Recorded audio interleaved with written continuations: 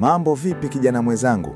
Nina jambo ambalo natamani tushirikishane hapa, maana ni jambo ambalo vijana wengi tunazingua kinoma yani.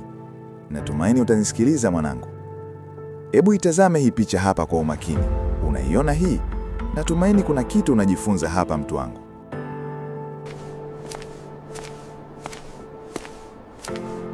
Kuna msemo mmoja wa Kichina unasema kwamba to understand the road ahead, ask those coming back. Don't take advice from people who have never been where you wish to go.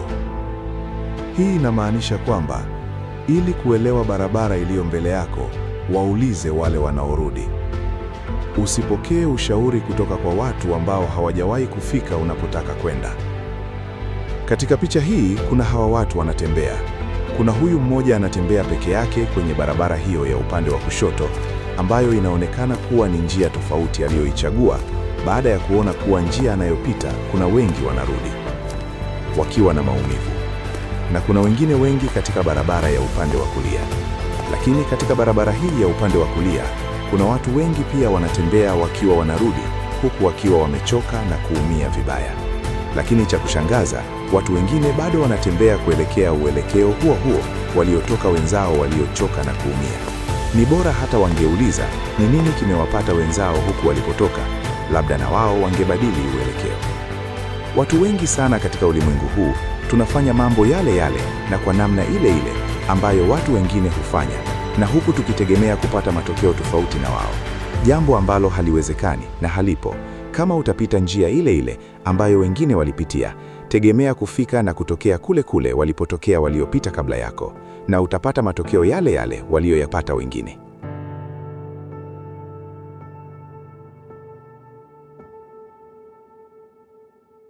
Sikia mtu wangu, mafanikio huja kwa kufanya kazi kwa bidii, na sio kwa bidii tu, bali na kwa ufanisi pia. Vijana wenzangu, tujifunze maisha kwa waliotutangulia. Ipo mifano mingi ya kujifunza katika jamii zetu. Kwenye mitaa yetu, wapo wazee waliofanya kazi miaka mingi iliyopita, sasa wamestaafu. Kati yao wapo wenye furaha na wapo wenye majuto na huzuni kutokana na makosa walioyafanya angali wakiwa vijana wenye nguvu. Vijana, tunatembea kana kwamba tumefungwa macho yetu. Tunapita mule mule walipopita baba zetu. Tunapita mule mule walipopita babu zetu. Na tunafanya mambo yale yale ya kawaida tu ambayo watu wengi huyafanya katika jamii. Na wakati huo huo tunategemea eti tutakuwa na mafanikio kuliko wengine. Wewe unaona inawezekana? Tunarudia makosa yale yale ambayo yaliwagharimu baba na babu zetu. Tusipite njia ile ile wanangu. Tuwaangalie waliopita hapo waliishia wapi kabla hatujapita. Kuna hii hekima hapa kutoka Japani. Inasema, if you get on the wrong train, get off at the nearest station. The longer it takes you to get off, the more expensive the return trip will be.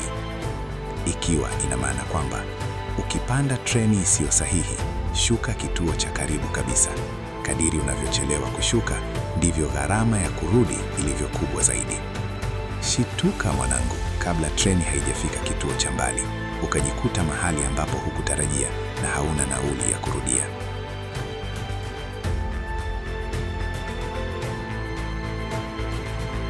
Njia ya mafanikio ni ngumu, hasa kama umezaliwa katika familia maskini.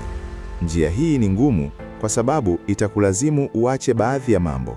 Utaacha baadhi ya starehe, utaacha usingizi, utaacha maisha ya show off, utaachana na marafiki wengi sana wakati wa kufukuzia ndoto yako. Ndiyo maana ni watu wachache tu ambao hufanikiwa.